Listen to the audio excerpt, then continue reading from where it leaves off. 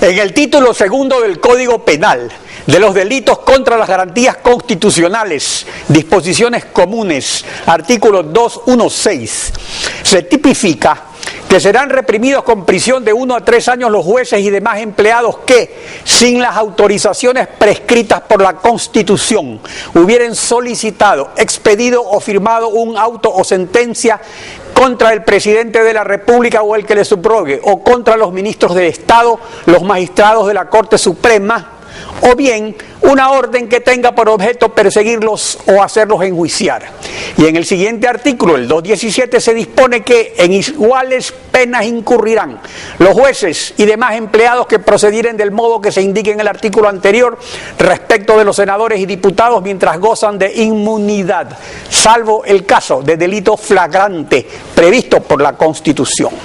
La jueza de la Corte Nacional, Lucy Blasio, decidió prescindir de la autorización de la Asamblea para enjuiciar y sentenciar a prisión al asambleísta Clever Jiménez por el delito de injurias contra el presidente de la República, al considerar que la denuncia que presentó ante la Fiscalía no se encuentra relacionada con el ejercicio de sus funciones de asambleísta. Asambleísta Fausto Cobo, buenos días, bienvenido a Contacto Directo. Buenos días, muchísimas gracias. Ayer en Contacto Directo el vicepresidente de la Asamblea Nacional, Juan Carlos Casinelli, dejó registrado lo siguiente sobre este caso. Veamos.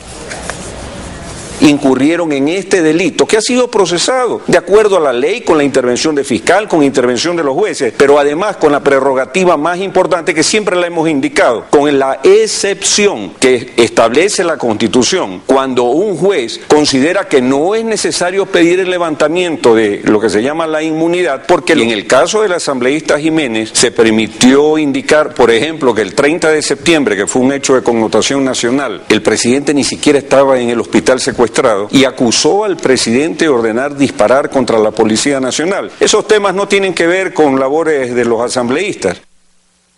¿Está usted de acuerdo en que un juez de la Corte Nacional puede decidir a su libre arbitrio que considera un caso no relacionado con el ejercicio de las funciones de asambleísta? La discrecionalidad de las normas en el gobierno de la Revolución Ciudadana es una de las vulnerabilidades más grandes que tiene la democracia, y justamente es porque permite ajustar, entre comillas, la institucionalidad que la van acomodando a los intereses del gobierno de turno, en este caso el gobierno correísta. El 30 de septiembre es un hecho histórico, lamentable para el país, que tiene funestas consecuencias. Hubieron muertos, hubo un ataque militar a un hospital, hubo insurrección, insubordinación, rebelión de un regimiento policial, de militares que se tomaron áreas estratégicas como por ejemplo el aeropuerto de Quito, es decir, existen connotaciones políticas y estratégicas importantes, históricas. ¿Dónde más entonces la intervención de los asambleístas? Tenemos la obligación de fiscalizar, tenemos que dar nuestra opinión. Nosotros representamos a un sector de la sociedad que confió en nosotros. Tenemos que fiscalizar y tenemos que legislar. Por eso la inmunidad es una institución universal, reconocida en todos los estados donde rige la democracia, porque evita, esta institución universal evita que las presiones de cualquier fuente de poder, sea pública o privada, intervenga en las actuaciones de los asambleístas, que en el caso nuestro tenemos jurisdicción nacional y que además está nuestra función relacionada con las actividades dentro y fuera de la Asamblea Nacional, porque no podemos dejar de ser asambleístas porque nos vamos a la calle o porque nos vamos a una estación a un medio de comunicación o porque no estamos en el curul. Claro, el hecho Esa de que la es la garantía.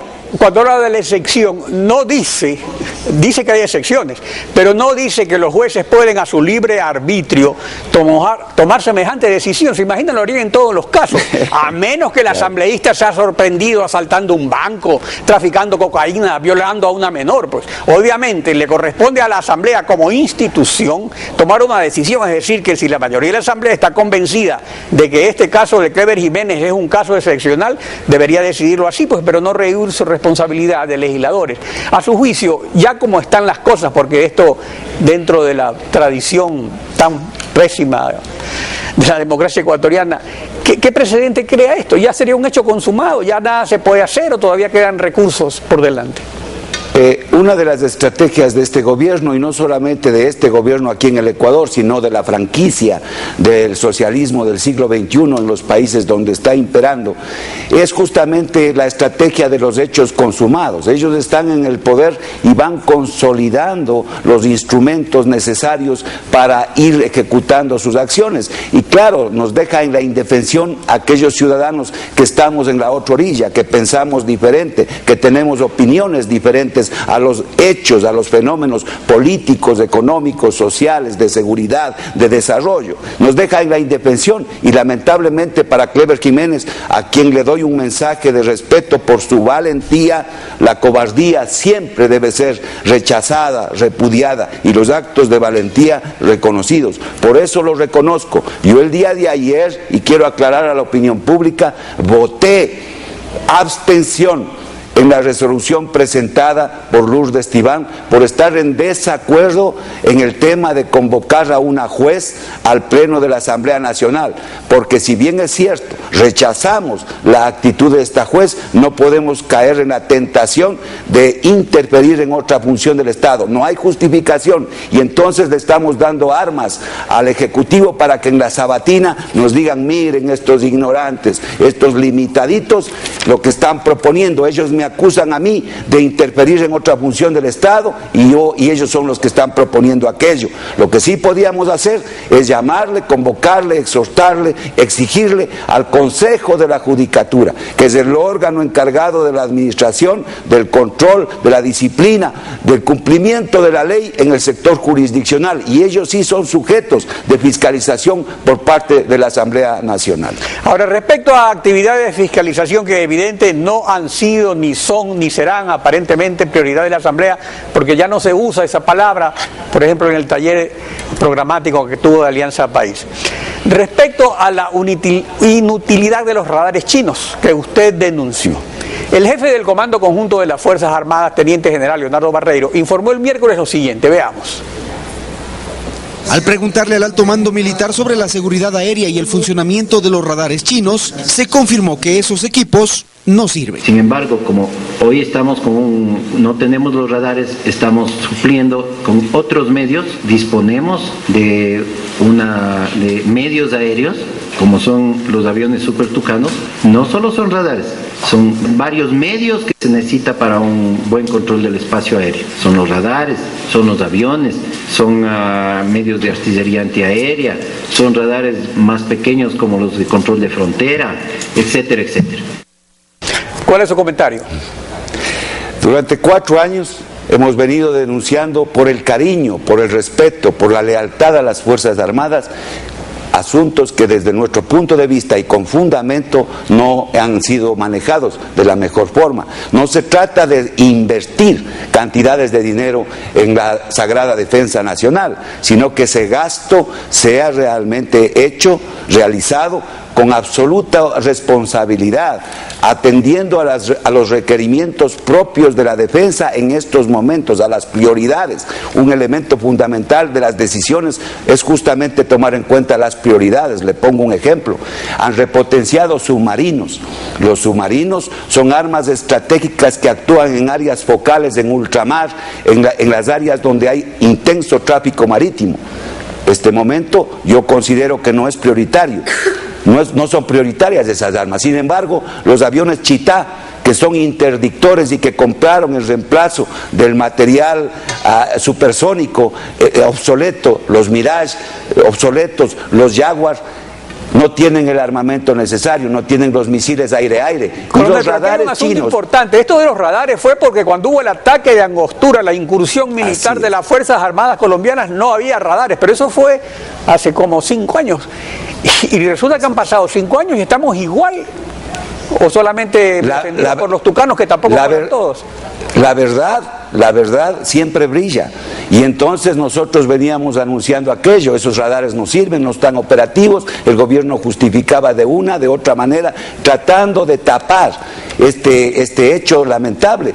La Fuerza Aérea Colombiana ingresó a nuestro territorio cuando el puesto de mando del narcoterrorismo estaba instalado en Angostura, con la presencia de Raúl Reyes, y no pudimos reaccionar porque no había alerta temprana. Se suponía que iban a solucionar esa vulnerabilidad, no debilidad, vulnerabilidad, y no lo han hecho. Lo que acaba de decir el jefe del Comando Conjunto en su rueda de prensa hace pocas horas, el día de ayer o anteayer, es una falacia que no la debe decir un general. No se puede suplir la falta de radares con patrullaje aéreo, porque sencillamente es imposible. 2 aviones que salen a patrullaje estarán acá, pero ¿qué pasa en el resto de la frontera, en el resto del espacio aéreo? ¿Qué pasa en el espacio aéreo que está sobre el mar? No pasa absolutamente nada, porque no pueden estar esos aviones 24 horas en el espacio aéreo. Entonces la debilidad persiste. El elemento fundamental, los radares, provocan la alerta temprana para que el segundo componente, la fuerza interdictora, salga a hacer presencia en el aire frente a una amenaza presente o previsible. Y la artillería antiaérea defiende, por si acaso se pasen los aviones enemigos o la amenaza, las áreas estratégicas, especialmente los puntos de despliegue de las aeronaves.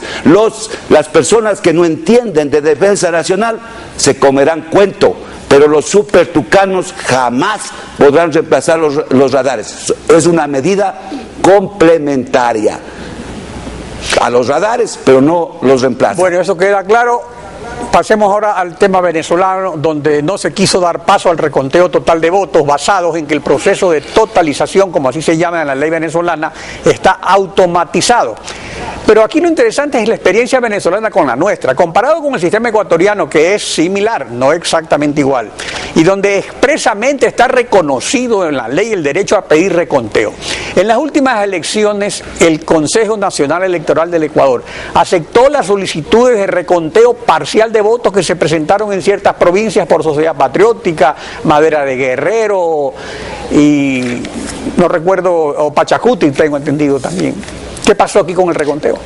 Igual que en Venezuela. Mire, el tema es una franquicia. Lo que pasa en Venezuela, que es el origen de la franquicia, es la fuente de origen de la franquicia, se repite en los otros países. Un Consejo Nacional Electoral, un poder electoral de bolsillo, jueces de bolsillo, fiscales de bolsillo, organismos de control de bolsillo, consolidan el control absoluto de los instrumentos de poder, y lo que va quedando lo van rápidamente apretando con instrumentos legales e ilegales. Por ejemplo, la inmunidad parlamentaria, por ejemplo, los espacios de fiscalización, que ahora con las 2/3 partes y más de presencia del oficialismo en la Asamblea Nacional ya no existe. Peor aún, con el levantamiento de la inmunidad cualquier momento, y con el caso de Clever Jiménez, que es un hecho consumado. No habrá esa fiscalización, por lo tanto tampoco se podrá controlar el Consejo Nacional Electoral. Estamos en la indefensión. En el caso venezolano, por ejemplo, este momento actúan 2 elementos fundamentales vinculados. Apostó el chavismo por la presencia internacional de la UNASUR, pero el día de ayer en la noche la UNASUR se reunía y presionaba al gobierno de Maduro, que tuvo que viajar rápidamente, como lo han hecho todo, al apuro, rápido, consolidando con hechos consumados, para poder ponerle a Maduro rápidamente en el tema, y el chavismo continúa frente a la fragilidad y a la complejidad del proceso. Entonces la franquicia se repite. Ahora, pero dentro de esa franquicia hay un hecho. O sea, una dictadura sin apoyo militar no es viable. Veamos lo que dijo el general René Vargas Paso sobre el apoyo de las Fuerzas Armadas al chavismo.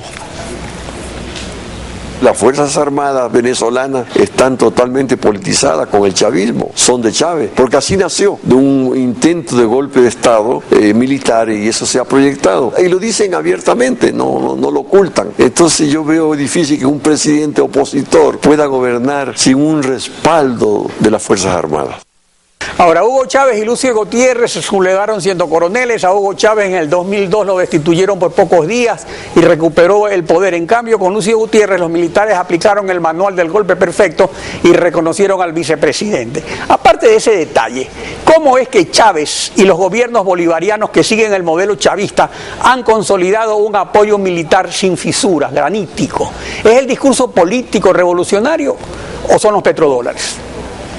Son los petrodólares y también en parte el discurso, el doble discurso, pero lo que están haciendo es desinstitucionalizar las Fuerzas Armadas y convertirlas en ejércitos populares, en milicias, en tontón macuts, menos en Fuerzas Armadas. Las Fuerzas Armadas son una institución que se deben a la nación, a los grandes objetivos nacionales, pero el gobierno de la Revolución Ciudadana, del socialismo del siglo XXI, que no nos quiere a los militares, eso hay que estar claro, no nos quieren, nos necesitan, que es muy diferente a lo que estamos manifestando. Por eso alguna vez aquí dijimos nosotros, malditos los soldados que vuelven sus armas contra su pueblo, y no lo digo yo, es una frase de Simón Bolívar, Entonces lo que tratan es justamente de politizar ese estamento que lo necesitan para sustentarse en el poder, porque tienen gula de poder, se desesperan. Mire usted,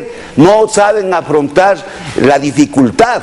Ellos están acostumbrados a utilizar las elecciones, entre comillas, como el elemento democrático, el único. Dicen, justifico porque gané las elecciones. La democracia va más allá. Por ejemplo, el reconocimiento a la oposición, a las minorías, al resto de la sociedad. Eso es democracia. Y eso no está solamente además las elecciones. garantizado en la Constitución de la República. Bueno, la Constitución y la ley lo han hecho trizas. No es la primera vez en el tema del Código Penal, por ejemplo, que lo interpretan a su manera, en el caso de la inmunidad, en el caso de Clever Jiménez. Lo han hecho las veces que quieren, porque la discrecionalidad provoca inseguridad jurídica, y con el control de los instrumentos de poder, la Fiscalía, los jueces, los organismos de control, hacen lo que les da la regalada gana. Asambleísta Flauto Cobo, gracias por su participación en Contacto Directo.